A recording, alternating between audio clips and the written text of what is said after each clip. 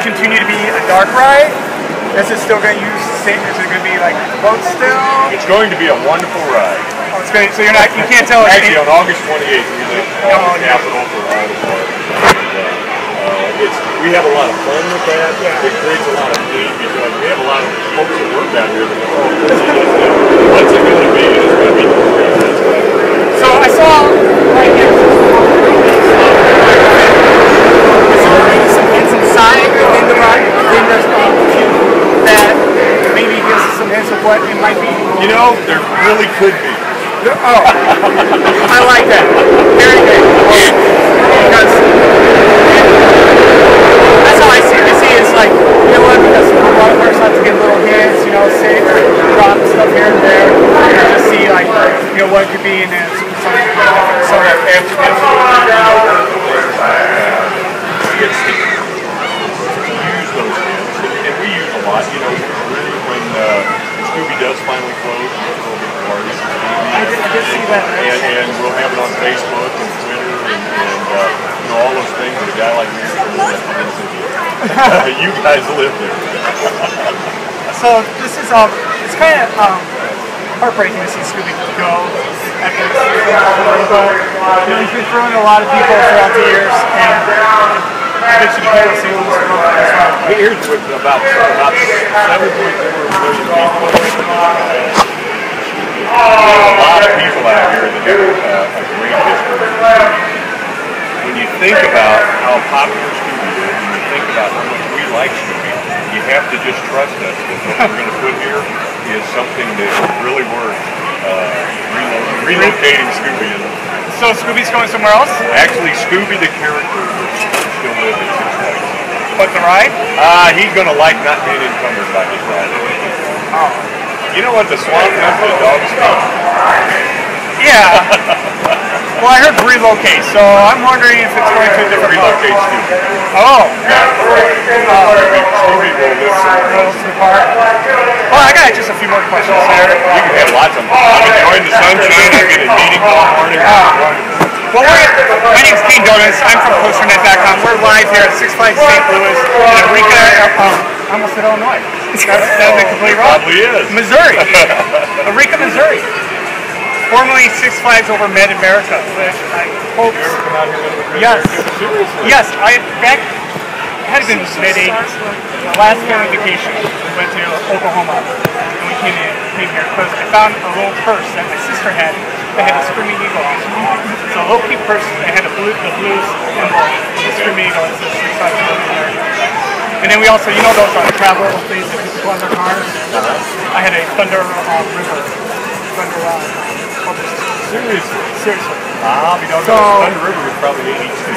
Yeah, so it had been, sister was born in 83, so it had been 84 to 86. So I'll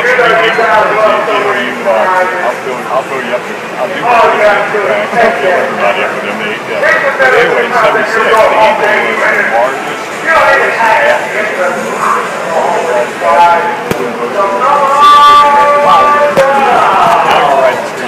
I still love it. It was a coaster built. John Allen actually came out of retirement to build this coaster, and it's awesome. I love this ride. It's an incredible ride. We like the way it lays. You know, placing it on top of the hill really gives it a good view from the Oh no, definitely. It really kind of crowns the park. It does. I mean, it's an iconic ride that both people. So you guys think about doing your Batman backwards at any particular time? You know, it's always a possibility. You know, I think was it Texas that turned their Batman around? So far, it's Great America did it last year, the Magic Mountain, and then the two Texas parks. It's one of those great things about being in a park system the size of ours is you can do those things year over year. We do a 5-year plan, and that's what we're in the process of doing.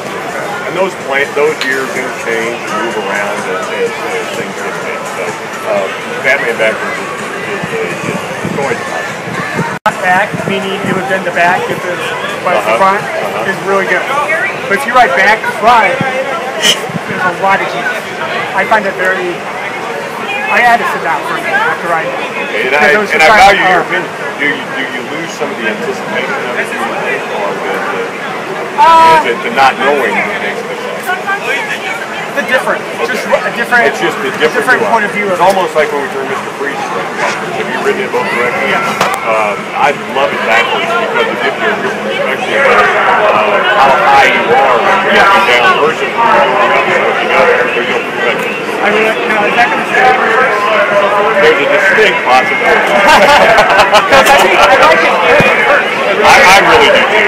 You know, I like the new companies that came with it. So, 5-year plans. Now, does the park itself come up with these plans and then goes to corporate? Or does corporate, like you say, this is what we kind of had in mind, and then corporate's like, no, this is what we're doing.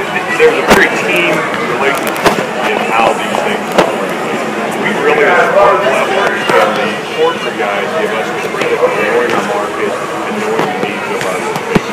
And so what we do is we develop the plan, and we talk to the corporate back and forth. They have to choreograph the dance, and we're just one dancer in the dance. So they have this overall view of where the company's going and the direction we're going, but we do get into it. Now, do you feel maybe sometimes, as you said, that they do all the announcements on one day, that it kind of loses each park's individualized, kind of loses it, instead of like saying, Great America's going to announce this day, and St. Louis this day? We've done it both ways. There's opportunities in local markets to maybe have a different day that works. There's opportunities to do it all the same day. There's real advantages to it. And I like doing it all on the same day because all the parks are building towards one goal. So if we're doing swampland for lease and rent, Fiesta Texas is doing something, we're all doing something. So it creates this synergy out there.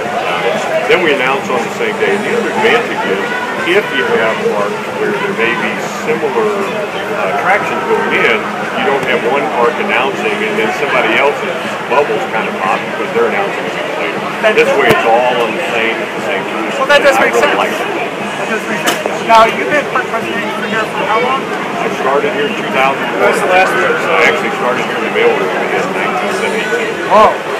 It just goes to show if you get your hands on the right piece of mail, you can go places. Wow. Now, I've worked in the music park industry only one season at a rival park. Which park? Cedar Point. Great park. Great Yeah. I found that I lost my love for the parks after being there every day. Kind of like, in my sense, it's kind of like just I lost my love that I had. Instead of going to these parks to be right. But what makes you love? You're the consumer, and that's where your love came from. And when you became the provider, it probably changes that. It disconnects it a little bit. Yes, disconnects that. What our love, the folks that have been here for a long time, our love is watching the consumer have a great time consuming and watching the generation come after. I have a lot of people come out here now that came here as kids that now come back with their kids and they go, this was the same. We had a great time here. And so what really keeps you in the business is two things. We work as a team, so everybody has an idea in the decision making process. And everybody's idea works very well. For example, if you make it over to Tsunami Soaker, you'll see some barrels that we turn into bits. Those barrels are actually the Hannah barrel that we took out with the Tsunami Soaker. That idea came from one of our seasonal tour managers. And that's what really I love about the Six Flags concept is we're a team and everybody's a good idea is a good idea. Yeah. And it doesn't make any difference.